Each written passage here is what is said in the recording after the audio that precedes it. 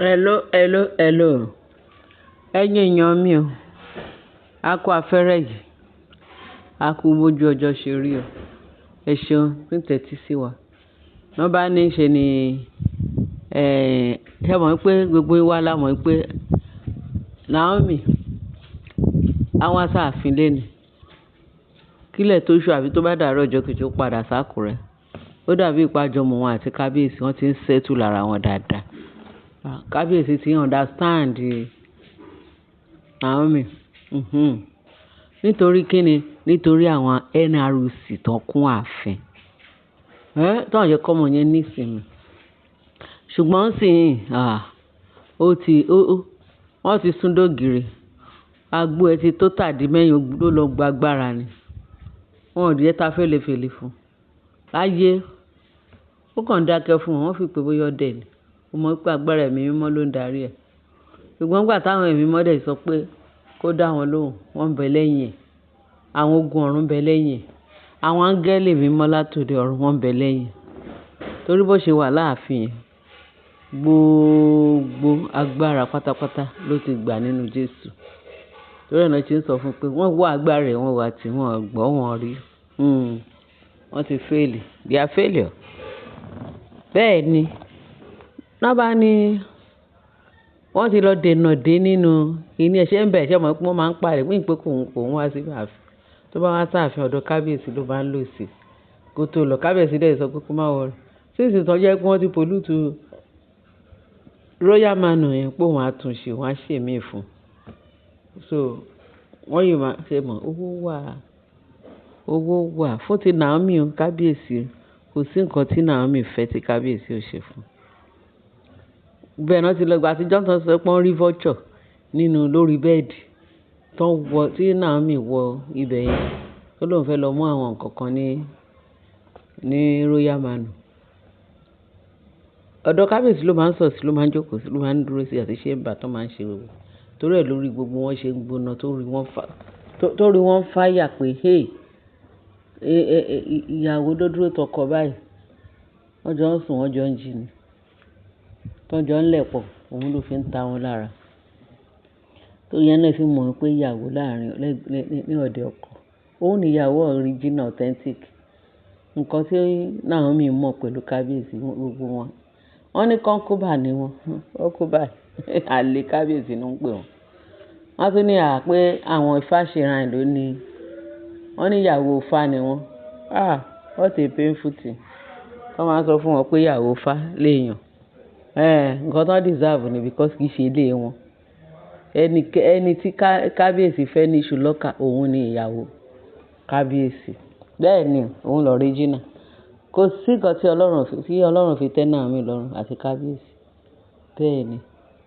Àti gbà yẹn ni Naomi sọ pé ẹrú Naomi yìí wà ń bẹ̀rẹ̀ bẹ́ẹ̀ sí. Ó máa lọ mú nǹkan bẹ́ẹ̀ lẹ́ẹ̀kọ̀ọ̀kan. Ló bá sọ fún kábíyèsí pé òun fẹ́ wọ inú royal manor, òun fẹ́ lọ mú àwọn nǹkan kan díẹ̀ bẹ́ẹ̀ kó tó padà s'Ákúrẹ́. Bó ṣe ṣiṣẹ́ ń bẹ̀ báyìí. Tó bá ti ń lọ máa anoint ẹ̀. Ẹ wo orin tó máa ń kọ. Bàbá mi ló nílẹ̀, máa rìn máa yan. Ojú ọ̀tá mi, máa rìn máa yan. Tolúwa nílẹ̀ àti ẹ̀kún, ayé àtàwọn tó tẹ̀lé sínú. Olúwa mi kì yóò gbé ojú mi sókè òkè wọn. Nítorí ìrànlọ́wọ́ mi yóò ti wá. Ìrànlọ́wọ́ mi yóò tọwọ́ Olúwa wá. Ọba ọ̀run tó dá ọ̀run òun ayé. Bẹ́ẹ̀ ni. Nígbà tí èèyàn bá ti ń kásì gbogbo everything tó máa gun orí set tó máa wọlé. Wọ́n ní bó ṣe wọlé ilé yẹn tó kàn rí vulture. Ó ní ìwọ̀kẹ̀ bó ṣe pé kábíyèsí kan tó wá. Vulture yẹn ti kú sórí bẹ́ẹ̀dì Naomi. Iná ẹ̀mí mímọ́ ni wọ́n lọ ń pàdé náà yẹn. Wọ́n mọ̀ pé Naomi wà nílé o. Naomi ò sí nínú ilé ẹnikẹ́ni tó bá wọ inú ilé Naomi báyìí. Àwọn ogun ọ̀run ti dúró de wọ́n kàn máa sun wọn nà ni. Wọ́n máa jó ráúrá. Lọ́ba ní kì í má ṣe kékeré. Wọ́n ní this time around. Ǹjẹ́ kìí ṣe wọ́n ní ó ti péjọ mẹ́ta tí nǹkan kan máa dún ní ṣe ń bà Naomi ní royal manor. Kíní yẹn máa ké. Wọ́n ṣàní kíní yẹn lóru ni kíní yẹn máa ké kíkan. Wọ́n ní kíní yẹn máa ké kíkan. Wọ́n nígbà mi ó máa ké bí ọmọ òkókó. Ìgbà mi á tún máa ké bí ẹ̀yà arúgbó. Á tún máa ké bí arúgbó. tó bá tún yá tún change sí ọmọ ìkókó. Wọ́n ṣà ní kíní yìí ibi níbo ni sound yẹn ti ń wá, wọ́n wá trace side ibi tí sound yẹn ti ń wá ní area chamber ọ̀nà ọ̀dọ̀ Naomi níbi Royal Mall. Wọ́n bá ti pè, wọ́n á kígbe pé gbogbo kábíyèsí. Sound tó ń dún nínú ilé Naomi, ó ní nǹkan kan tí Naomi ti ṣe sínú ilé yẹn. Kábíyèsí ní Naomi báwo. Naomi tí ò sí nínú ọgbà. Báwo ló ṣe, ta ló ṣílẹ̀kùn ẹ̀? Wọ́n ní bí gbogbo àwọn ààfin ṣe dé Royal Mall yẹn. Lọ́ bá ń gbọ́ tí kíní yẹn wá ké bí ọmọ ìkókó, bí ọmọ tó ń ṣe ẹ̀bí sílẹ̀ nánánà tó máa ṣe wẹ́ẹ̀wẹ́ẹ̀wẹ́ tó wá tún yá, á tún wá change his voice, á tún máa ṣe bí ìyá arúgbó. Wọ́n ló tún máa ké bí ìyá arúgbó ní kíkan. Wọ́n ní wọ́n ní eléyìí lágbára. Wọ́n máa ń pé Naomi ni. Mọ Naomi. Wọ́n sọ wípé alágbára ni Naomi. Oríṣiríṣi agbára kágbára. Ó yẹ wọn kó àjẹ́ ni. Àjẹ́ náà máa ń pè. Wọ́n ní ó ní nǹkan kan tó fi sínú ilé yẹn tó fẹ́ máa dá nǹkan lẹ̀ láàfin. Ìgbà tí ò bá sí, ó máa fi nǹkan tó ń deléde, ó máa ń fi sínú inú yàrá ẹ̀. Ohun yìí nìkan ibẹ̀ ni function máa wà, ibẹ̀ ni kíní máa. Wọ́n ní kábíyèsí ní wọ́n á pè ìyá Nífá. Wọ́n ní ìyá Nífá wá wo nǹkan tó ń ṣẹlẹ̀. Kábíyèsí ìyá Nífá wá débẹ̀. Ó ní wọ́n sọ pé Naomi báwo. Wọ́n dà jẹ́ ni, wọ́n ní gbogbo àwọn alàgbà, gbogbo àwọn tó wà pé wọ́n ti lájẹ́ ni Naomi. Wọ́n ní gbogbo àwọn alàgbà wọ́n ò like Naomi. Wọ́n ò like. Torí kí ló dé tó ń like? Ó ń ba agbára wọn jẹ́. Ó ń ba gbogbo agbára ògùn wọn jẹ́. Ẹnikẹ́ni tó ṣe bí tí Naomi bá débẹ̀, gbogbo anointing máa bàjẹ́ ni. Ó máa sọ kíní yẹn di asán. Ó máa gba agbára lọ́wọ́ agbára òkùnkùn tó wà ńbẹ̀. Ṣùgbọ́n tó bá ṣe dáadáa, tó ṣe rere, kò sí nǹkan. Ṣèbí live and let live. Ṣèbí ẹ̀yin ń sin tiyín, ẹ̀ ń sin Ọlọ́run tiyín. Naomi dẹ̀ ń sin Ọlọ́run tiẹ̀. Kò jẹ́ kó takora wọn náà. Kò yẹ kó nira wọn lára náà. Àfi tí ìwọ bá ṣe bí. Tí ìwọ bá ṣe bí. Torí àwọn tó ń ṣe ìṣẹ̀ṣe, tó ń ṣe kíní, tó bá ṣe bí, ibi á bá wọn. Ibi máa bá bẹ́ẹ̀ tó àwọn tó ń ṣe ìṣẹ̀ṣe lójú, tó ń ṣe mímọ́. Ó máa jẹ́ fún wọn. Bẹ́ẹ̀ ni. Bẹ́ẹ̀ tí ó fi ti ẹ̀lẹ̀ tó sọ pé ó fẹ́ bá tèèyàn jẹ́, ibi tó máa ti rí ìbínú Ọlọ́run nìyẹn. Bẹ́ẹ̀ ni, ẹni tí inú ẹ̀ mọ́. Àwọn kan wà tó jẹ́ pé wọ́n ní Jésù, wọ́n ṣe Muslim, wọ́n ṣe Christian. Bẹ́ẹ̀ tí inú wọn mọ́. Inú wọn mọ́. So àwọn yẹn níbẹ̀rù Ọlọ́run. Bẹ́ẹ̀ tí àwọn tó jẹ́ pé wọ́n ṣe gbàgbọ́, wọ́n ṣògùn, wọ́n dẹ̀ ṣe kíní, inú wọn dẹ̀ bu tán rọrùn táwọn yẹn gangan ni agbára tí Naomi fi ń bá wọn jà ló fi ń scatter gbogbo agbára wọn tó ń domi. Bẹ́ẹ̀ ni. Wọ́n ní ṣe ni Naomi o. Wọ́n ní ìyá Nífá ní kó má worry. Pé kìí ṣe Naomi ni. Pé kìí ṣe Naomi ò ṣe agbára kankan, kò ságbára. Naomi ò ní agbára tó fẹ́ fi bá èèyàn jẹ́ tó. Kí ló kan Naomi? Naomi fi inú ilé ẹ̀ lẹ̀ ní mímọ́. Pé àwọn àjẹ́ ló wọbẹ̀. Wọ́n wọbẹ̀ tán. Wọ́n rí ìdè. Ọlọ́run wá dè wọ́n mọ́lẹ̀ bẹ́ẹ̀. Wọ́n wá lè lọ. Wọ́n wọnú bẹ̀ yẹn, wọ́n lè lọ. Ọlọ́run gbé wọn dè. Ọlọ́run dè wọ́n mọ́lẹ̀ bẹ́ẹ̀. Òun ni igbe tán ni wọ́n ń ké. Wọ́n ní wọ́n ń jẹ ìrora ní ẹkún tó ń sùn. Wọ́n ní ìyá Nífá ní àwọn àjẹ́ ni. Pé nǹkan tó wà lọ sí ní yàrá Naomi, òun náà rí yẹn. Wọ́n ní kíní yẹn kan, ó máa ké bí kókó, bó bá tí wọ́n tún change sí àwọn ìyá arúgbó. Wọ́n lóhùn méjì ló máa ń ké lálẹ́ mi. Wọ́n ní bí kábíyèsí ṣe. Ìyá Nífá ní kán pé Naomi ló máa gbé jáde. Wọ́n á pe Naomi láti Àkúrẹ́. Wọ́n ní bí Naomi ṣe dé. Ìyá Nífá ní bẹ́ẹ̀ ni.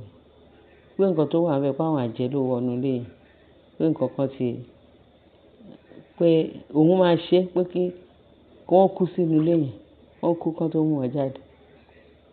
Àwọn kan nírọ́ ni kọ́ má kú wọ́n nínú àwọn alàgbà yẹn kọ́ má kú kọ́ wọ́ wọn jáde kọ́ ráṣìírí wọn kọ́ rí wọn kọ́ ṣe kínní pé kọ́ rí wọn kọ́ ṣe kínní pé kọ́ jáde ní live wọ́n ní Naomi ní kínní wọ́n lè jáde live so bí Naomi ṣe dé dídá ti ya nífa ìyá nífa ní wọ́n máa kú kọ́ máa wọ́ wọn jáde wọ́n ní irọ́ wọ́n ní Naomi nìkan ní sùúrù bọ́mọ máa jáde o bọ́mọ máa kú pé kàn á ṣẹlẹ̀ wọ́n ní bí Naomi ṣe bẹ̀rẹ̀ sí ní pé gbogbo sáàmù ó pe sáàmù wọ́n ní kì í ṣe kékeré o wọ́n ní bó ṣe wọ́n ní bọ́wọ́ mi báyìí wọ́n ní àlàǹkáṣí ní gbogbo àwọn ológun ìkà pé tọ́wọ́ òun bá tẹ sáàmù àlàǹkáṣí báwọn Christian ṣe máa ń sọ nìyẹn wọ́n ní bí Naomi ṣe bẹ̀rẹ̀ látẹnu ọ̀nà wọn ló bẹ̀rẹ̀ sí ní cast ló ń band ló cast ló band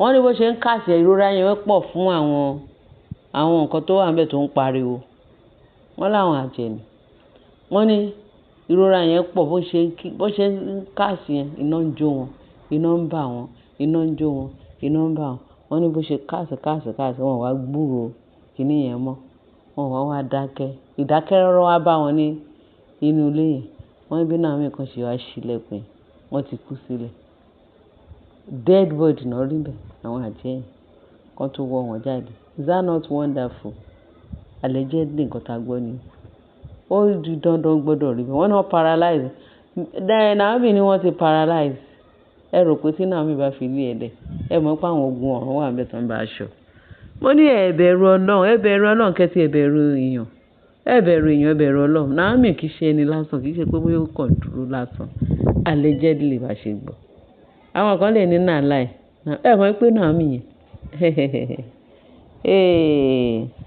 àbàmì Jésù ni Bíbélì sọ pé gbogbo agbára láyé àti lọ́run la fi fún ọ nínú ènìyàn nípa èyí tí a lè fi gbà wá là Naomi ti di ó ń sin Ọlọ́run lójúlówó ẹ lè mú fáfà láìfù tán kẹjẹ bread and butter kẹsọ pé ẹ fẹ́ cast ẹ fẹ́ band kí ló ń jẹ́ bẹ́ẹ̀ ọmọ tó yẹ kó ti mu ẹ̀jẹ̀ Jésù ó ti jẹ ẹran ara Jésù ó ti mu omi Jésù òun ló ń gbénú ẹ̀ ẹni ń gbénú Naomi ó ju ẹni tó ń gbénú ayé lọ ẹ̀yin èèyàn mi bí má ṣe kékeré ẹ bá mi share ẹ bá mi like lórí tá a bá ní ká continue rẹ̀ wọ́n mà ló pọ̀ wọ́n ní kí wá wo atmosphere wọ́n nígbà tí Naomi bẹ̀rẹ̀ sí ní cast tó ń band wọ́n ní ẹ wá wo gbogbo àwọn alàgbà yẹn àwọn oníṣẹ́ ibi wọ́n ní gbogbo wọn ò rí ẹyẹ kankan wọ́n ní gbogbo wọn disappear àwọn olórí tó wà mọ́ wọn gbọ́ disappear wọ́n ní ṣe nínú ìyá onífà kan dùn ní tí inú ìyá onífà dùn wọ́n ní bí Naomi ṣe cast wọ́n fi wọ́ àwọn kìíní yẹn tí wọ́n ní ọdẹ past Ọlọ́run ló mọ iye ọjọ́ tí wọ́n lọ sínú ilé Naomi tó lọ ṣe ọṣẹ́ bí ẹ̀mí mọ́ ṣe gbé wọn dé nìyẹn tó di pé wọn ò lè jáde òun lè kún tó ẹ̀ ń gbọ́ tó ń sùn yẹn wọ́n lójú ti àwọn oníṣẹ́ ibi tó wà láàfin ẹ̀yin èèyàn mi wọ́n ní mẹ́wàá ń bẹ ó ṣé o Jésù wọ́n dúpẹ́ ẹ ṣé ẹ̀yin èèyàn mi ẹ bá mi share ẹ bá mi like ẹ bá mi subscribe kẹ́lẹ́ fi tó kù sí comment section ẹ ṣé o láyọ̀ o.